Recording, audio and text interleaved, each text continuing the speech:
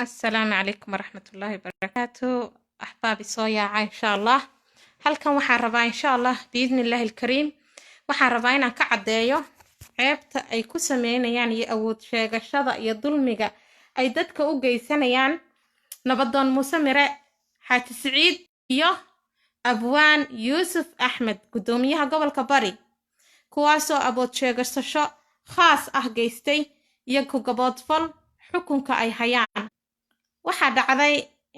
yaan la soo wicin dadka ay daawanaya fadlan hay soo garaacina hay soo wicina asxaabta waxaa dhacday in uu sameeyay nabadoon Muuse waxa weeyaan waa dumaashigay wuxuu qabaa walaashay wuxuu cidda uu dulminayaana waxa weeyaan walaashay kale oo la yiraahdo Khadra Siciid Maxamed ayuu isaguna dulminayaa. waxa uu sababta uu dulminayaana aniguna waxaan ahay Farax Siciid Maxamed. waxa aan halkan ka cadeynayaa dulmiga uu Muuse Mire dadka kula kacayo iyo awood sheegashada tirada badan leh iyo xukunka iyo shaarka iyo cidda uu hanjabayo. bal igala dhageysta dadweynaha inta wax garadka ah inta Ilaahay ka baqaysa inta rumaysan in Ilaahay subxaanahu wa ta'aala oo maaragtay ka dambeeyo. bal ila dhageysta ninka dhan nabadoonka waxa dhacday in xaaskiisu ay xaamilo ahayd inuu dacwad soo gudbiyay xaaskiisa xaamilo ahayd dhakhtarkii iga daawalaala faysay insha Allah ay soo qaraacine dhakhtarkii la xiriiri jirtay dhakhtarkii sidii uu la xiriirisay waqtigeedii waxa la gaadhay inay walaashay ay noqotay overdue xilligii ay dhali lahayd ay dhaaftay. waxa dhacday marka in Muuse Mire Ilaahay subxaanahu wa ta'aala xaaskiisii uu u yeedhay dhakhtarkii walaashay qabay oo masriga ahaa uu u yeedhay uu saaray iskaankii markuu saaray wuxuu u sheegay in waqtigii ilmahani dhaafay. ilmahani markuu waqtigiisii dhaafay waxa dhacday inuu ilmuhu uu siriraa oo oxygen-ta ku yaraata dacwad wuxuu soo saaray Muuse Mire isku day dil ah. haddii ay noqotay dacwadii isku dayga dilka ahayd uu ku dacwado yiri ilmahaygii buu reerkan iga dilan ilmihii Ilaahay nabadgelyo ugu soo saaray way dhaleen qalin bay walaashay ku dhashay ma sha Allah Ilaaha noo daayo babygeena asxaabeedinkana ma sha Allah dhaha waxa dhacday in uu babygi markuu dhashay isagoo nabad qaba laakiin sirrsan oo dareemisid waqti inuu ilmuhu waqtiga markuu dhaafo ay ku dareemisid inuu ay tahay uu sirirayo ayaa Muuse soo cararo sado dawladda tago uu ka soo dacweeyo uu yiraahdo ninkii masriga ahaa bay iga dilay gabadhaydii ilmahaygii iga dhibaateeyay oo dil iga geystay. ilmihii ma dhiman walaashayna ma dhiman way nool yihiin labaduba. wuxuu soo dalacay dacwad ah in uu ninkii masriga ahaa ee dhakhtarka u ahaa ee intaasoo sano wanaaga iyo walaalnimada iyo khayrka u waday ayuu wuxuu ka dhigay in uu isaga maaragtay ilmihiisii ka dhibaateeyay. dhakhtarkani ilmahan wax dhibaataa uma geysanin just scan buu saaray wuxuu yiri orod oo u tag umulisadii markay u tagtayna umulisadii way ku dhalweeday walaashay qalin bay markii dambe qaadatay. intaasay ahayd sheekadu ay ka bilaabantay. laakiin nabadoonuhu wuxuu yiri waxaan doonayaa in aan xoog iyo power adeegsado oo ninka masriga ah aan soo xidho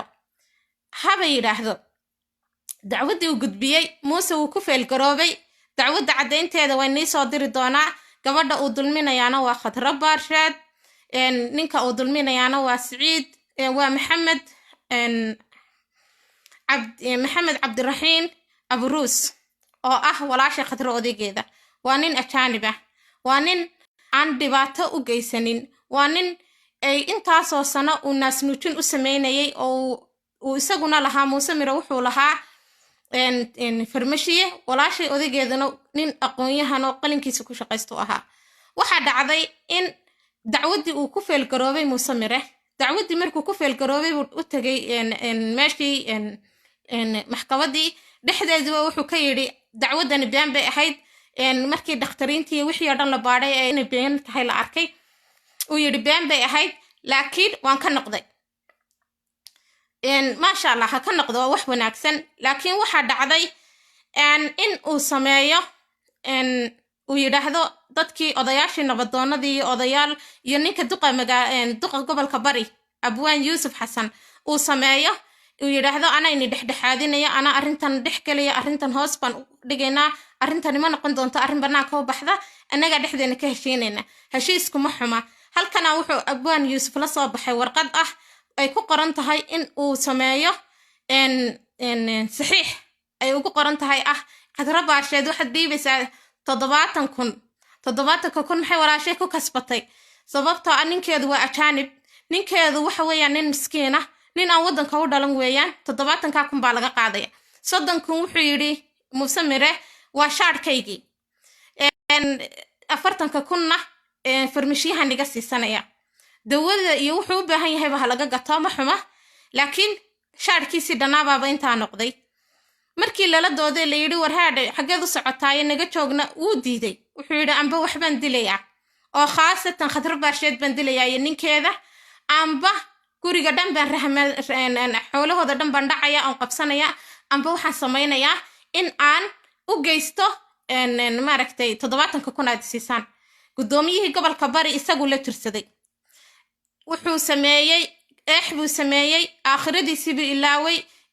wuu ilaaway inuu ilaahay subxaanahu wa tacaala kitaabkiisa ku dhaartay wuu ilaaway inuu ilaahay subxaanahu wa tacaala magaciisa kusoo galay meeshan inuu ummadda kala xukumo wuxuu u tanjaarsamay in uu awood sheegasho uu ku sameeyo oo uu yidhaahdo Khadra Baarsheed oo gurigeedii dhex joogta waa hooyo umulah waa hooyo ilmo yara abaydina haysata oo imika umushay wax yar jira waa hooyo xanuunsanaysa oo sonkor qabta ilmaheedii gurigeedii ka dhex shaqaysanaysay iyo goobteedii shaqayada dhex joogta ayuu maanta cararay in abwaan yuusuf xasan wuxuu yidhi wuxuu u soo samaystay maaragtay inuu saldhiga kasoo dacweeyo walaashay oo waxay galabsatay lahayn dambi ay gashay aan lahayn wax aliya waxa laga raboo dhan ay ahayd yacni baad iyo lacag siyaada in laga qaato ayuu bartii kusoo xidhay uu ilmaheedii abaydinka ahaa iyo iyadii kala jiiday ninkii dhakhtarka ahaa ee miskiinka ahaa ee waddanka ku cusbaana waxaa dhacday inuu bartii xanuun ku soo boodo uu homo ku galo sababtoo ah wuxuu ogaa in xaaskiisa dil loogu hanjabayo in awood sheegasho sa lagu samaynayo in xaqiisii una nabadoon Muuse Mire una cadaalad una wax ku raadinayn uu ku doonayo awood inuu ku sheeganayo uu leeyahay mar walbana aniga shaadhkayga ayaa lacagta ii gooyay aniga shaadhkayga ayaa waxaan ii sameeyey cadaymaheediina waynii haynaa iyo hanjabaadaha uu ku hanjabayo waxaan dowladda sharafta le ka codsanaynaa abwaan isaguna wuxuu sameeyey garabnimuu sameeyey walaashay buu xidhay isagay maxkamad ahayd arrintooda in lagu kala baxo oo lagu sameeyo arrintani ay ahayd maxkamad in lagu kala baxay ahayd oo la kala dacwoodo oo qofkii dacwad qabaya kii wax lagu leeyahayba markaa la soo istaajiyo walaashay hadday xaq ugu leeyihiin lacagtana baad bay ahayd ay markaa ay ku wada kulmi lahaayeen maxkamadda ayaa walaashay gurigeeda sidii jiirka laga soo laalaadiyey oo la geeyey xabsigii haddii la geeyey waxaa dhacday in walaashay lagu hanjabay lagu caayay lagu bahdilo la yidhi qolka boosaneerka ku xareeya waa gudoomiyaha gobolka bari ninka saa u hadlaya ninka xilka loo dhiibay dhan ee maamulka dhan u haya ee dadka dhan u haya ayaa weeye ninka saa ula hadlaya waxaa dhacday in gudoomiyihii gabadheedii uu awood sheegto yidhi aniga ayaa ka sarreeya buu yidhi maxkamadaha aniga ayaa wax kastoo baawarana haysta horeyna Muuse Mire wuxuu ugu tookhayay uu sheeganayay inuu ninkani yahay nin uu haysto gudoomiyaha gobolka bari iyo rag kaloo badan oo uu ku tookhayay aad ugu tookhayay uu lahaa waxba igama qaadi karaan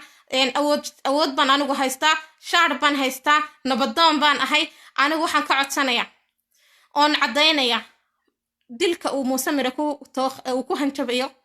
iyo awood sheegashada uu awoodda ugu sheeganayo dadka masaakiinta ah ee waddanka qariibka ku ah eenu xaqa u lahayn inuu dhibaatada intaa lee gaadhsiiyo waxaan ka codsanayaa inay dowladda sharaftali ka hadlaan iyo inta waxgaradka ah ma sheegayo inta jeebka iyo hunguriga iyo dhaca dadka kula mashquusha uma sheegayo waxaan sheegayaa inta xaqa taqaana bal ila dhagaysta ilaahay bay nagu dhaarshay codadkan bal ila dhagaysta dad islaamaa tihiin dad wax ka radaatihiin bal ila dhageysta ninkaas dhan ee nabadoonka ah iyo ninka gobolka dhan maamula wuxuu ku hadlayaan ila maqla hanjabaada ka dhacaysa iyo xaq darrada ka socota. Assalaamu calaykum waraxmatullah.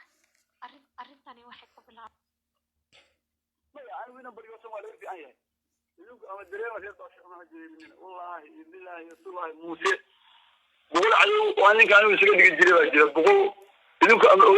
أنا ما خطر معك أول سؤال كيف والله بالله يسوع لا هي عدوسن ويصير مش نقول عليها يوم جوجا ودلك وأنا أعرف دون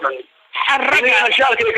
أنا الحين أنت هذا الدري المغرب واحد دري أنت قط إيتني وأنا شارك قبل والله بالله يحفظني arrintaasi wuxuu kaloo ku darayaa nabadoonkeennu wuxuu leeyahay yacni dad bayna laynaya 300 qof baan iga xajinaya oo idinka idin soo socda bal ila dhageysta dadaw ila dhageysta dadka xaqa ilaahay ka baqayo ila dhageysta لا أنت لكن أنا حتى لو جينا أنا وايدين شيء خطو كل يضربنا مكان أصلا يمكن كان أنا مثلا شارع عن بشنا هاي ودخل بوشة سنة وكجورة شارع أنا بشنا هاي وكجورة ضد بغنط وأنا يبغى يدا والله بالله يبغى والله ما بوشة واسدها دعواتنا وقت الدرسانية ضد كذا ليش أصلنا بحكمة صدق بقول قف هو كذي صدق بقول اللي هو يقول إن شو الصواني الصو كلام ودي بفراني الصو معنا أدو نبغى البدل يايو نبغى لبجحسن يايو نبغى كيل يايو دلوعة كوسي من يلا كان يرجع نقول يا وجو هذه ما عنك مسؤول كأنك وعليا إنك ورد قوة حكمتك السالة وأنا مسلم لي أقوى هذه كوبري war dhageysanaysan baan filayaa waanad maqashaan cadeymaha inta la leeg bal ilaahay bay nigu dhaarshay sababta inta leeg uu nin sadagiisa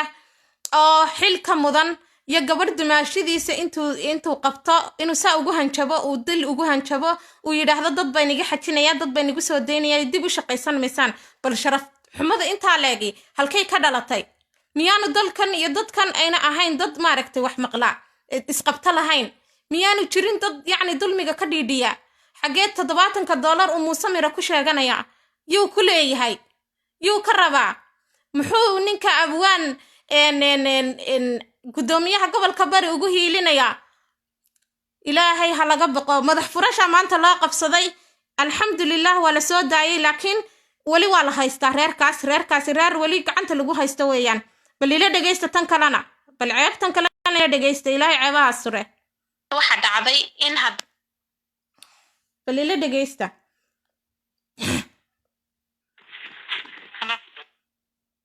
dhageysta kani waxa weeyaan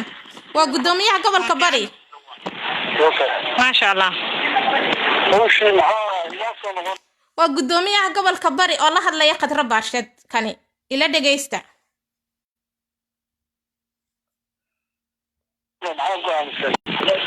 barwal buu xulay gudoomiyaha garabkayga taagan haddana ciidan soo watay haddana ku soo ma gudoomiyaha gobolka ay caawinaya iyo ciidan baan soo watay waa idin liqaya waa idin burburinaya ku doodaya gaar wuxuu ii keenay daawo kaydii jumla taala wuxuu ii keenay farmasiga 40,000 lagu qiimeeyay wuxuu ii keenay 30,000 ilaa baan kugu dhaarshay qofku waa bini aadan seen waxa soo dhan uga dabaalan karaa aniga fahmantay awoodtaan haystaashan waarin gobol baan haysta waana kay in hoogaa magaranaysa ilaah dadku waxaan daawanaa isfaawriya adan dhigis horta aan dadka saaray dinka saawa laakiin ma seen la dareemay inta walaalahay hadda walaal soo kuma oran aniga xaq maaha waxaan waa wax tirada ka badan miyaanan ka oran abwaano ilaahan kugu dhaarshay kooda aniga waxaan u jeedaa waxyaabaha xiriiraya مثل كلام يعطي تعود كشان العالم كيف يعني كيف يتكلم يقول القراء صحوي ما بتقول لك أنت تحت الجواب وتروح اليوم وتروح وكسرنا نقطة فيه سمو محتاج حصل حتى وقت أنت عايز مش بدنا بدين وقرية أنا بالحقيقة أنا كنت وسوى عصايا زعرنا salaad soo nin nabadoona ma aha Muuse soo dirsaday ma xaq buu leeyahay inuu maxaan ku raada banaanka hanjabaada keeno yiraahdo gudoomiyaha gobolka caawinaya ninkan carabka waa la laadinaya ninkan waa la yeelaya maxaa dareemaysa anigu been ku sheegi maayo anigu gudoomiyaha gobolka ma idda gobolka iga sareysa maya waxaan ku tusay kasta ku xaquu hada intaan jeclasan ina adeero roona hadda waaye aroonaade naadeerow aniguna walaashaa baan ahay sida isaga iigu buuranaysiin anigana waa ina iigu naxdiin miyay xun tahay taasi aniga hadda gaagaalayso aniga waxaan ku soo gaagaalayso aniga waxaan ku ogaa arrinta waxaan anigu dhageyso anigu khasradaas sheegay waxaan anigu ma soo xiray mana soo inaan dhigeyso soo wax kale kuma shaqadana ma soo lagu hayaa hantidan ku sheegay soo wax kale kuma dadku ogaadan ku go'aanta la gaaray iyaga ku tigtay odayaasha amniga oo sabta fiican waxaad dhacay soo wax kale kuma laakiin nimanku waxa sameeyay Abu Bakar baan waxaan Abu Bakar arrintan inta loo wareegsan taagilay waxa la yaa Muuse inuu yiraahdo baashir waa run dhinac walba inaad ka gubatid sheer baashir inuu yiraahdaan loogu sheekeeyo waad maqlaysaan baan filayaa yacni in awood sheegasho iyo xoog iyo quwad lagu socdo oo miisaska la isku tumayo lacag aan lagu lahayn dadka la saarayo dee ma garanayo madaxweyne Danay wuu arki doonaa baan malaynaya fariinteedani way gaari doontaa waxaan ka codsanayaa inta sharafta leh inta aan aqoonin maaragtay xadgudubka iyo inay dadka maaragtay ay ku sameeyaan waxyaabaha ah lacag ka qaadasho madax furashada yaqaana lama hadlayo inta sharaftana la hadlaya iyo madaxweyne Danay waxaan doonayaa inuu arrintan si cad uga keeno war oo laga qabto ninkan iyo waxa uu wado ee gardarrada ah waxa uu ku socdaa waa xaq darro waxa uu doonayaa waa xaq darro waxa uu ka raadinayaa dadkana waa xaq darro waxaan doonaynaa in ilaahay ninkan dad hadduu leeyahayna dadkiisu qabsadaan haddaan dad qabsadaa jirinna dee dowladdu inay naga qabataan doonaynaa intii islaama ilaahay taqaana dulmiga ka cararaysa nin islaama weeyaan ninka miskiina weeyaan ninka la dulminaya waa nin aan waddanka u dhalanin waa nin qariib ku ah waddanka waa nin maaragtay annaga dadkayaga iyo dalkayagaba u yimid in wax noo qabto uu dadka caawiyo ma aha in isaga madax furasho lagu sameeyo waxaan ka codsanayaa ummadda islaamka iyo madaxweynahaba inay maaragtay arrintan wax ka qabtaan oo nimankan maaragtay midna dilka uu ku hanjabayo uu leeyahay 3 bidkoodba waan u baahanahay leh amba waxbaan dili oo amba waxaan sameynayaa dhaxal wareejin baas waxaan sameynayaa maalkiina dhan baan dhacayaa amba 70 kun bad ayr dhiibisaan waxaan doonayaa in arrintan laga daba tago madaxweyne Danay arrintan haday ku soo gaadho waxaan doonayaa in arrintan aad wax ka qabataan iyo inta caqliga u saaxiibka ah wad maqlaysaan garab caadi ay tahay wax ilaahay lagaga baqayo ma aha wax gar ee xala sameynaya waxaan codsan lahaa oo si sharaf loo codsanaya in arrinta wax laga qabto oo dadka maaragtay ay dadkani ay madaxda u yihiin ay dadka ka sareeya madaxda ahi in arrinta wax ka qabtaan baan rajaynayaa biidnillahi alcasiis aad bad mahadsantihiin waxaanan ilaahay ka baryaa in cadaaladu ilaahay u heeliyo inta dulman dadka la dulminayaana waa ninka la dulminayaana waa ninka wax dulminayaana waa seedigay nabadoon Muuse Mire kan wax laga dulminayaana waxa weeyaan waa seedigay isaguna oo Masri ah oo Maxamed la yiraahdo Maxamed Cabdiraxiim Abruus 70 kun ayaa laga raadinayaa oo lacag ah oo wax alliye wuxuu ku qaatay aan lahayn wax alliye wuxuu ku qaatay aan jirin wax alliye waxa lagaga qaadayaa ayna jirin ay tahay baad iyo madax furasho